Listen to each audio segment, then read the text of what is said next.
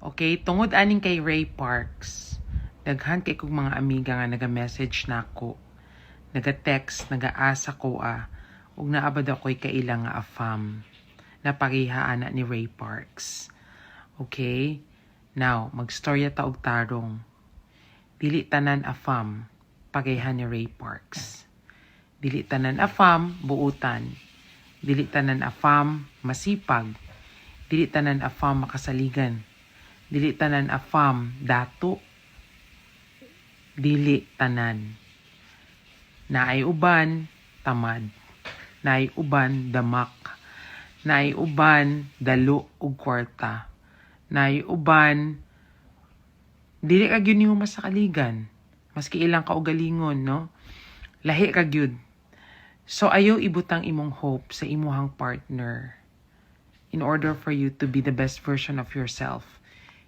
First and foremost, you need to be the best version of yourself first. Mauna ang imuhang isipon.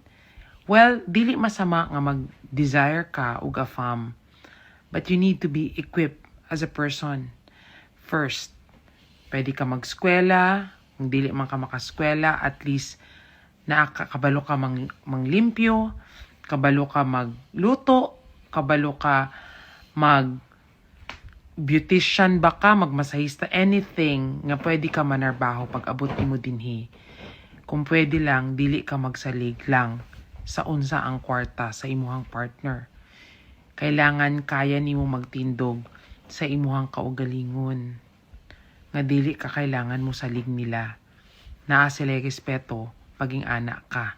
So, buhata ang tanan nga ayuhon nimo imong kaugalingon usa bago ka mangita og naay Ray Parks nga moabot sa imong kinabuhi. Ingon gay ni Zainab, moabot ra na.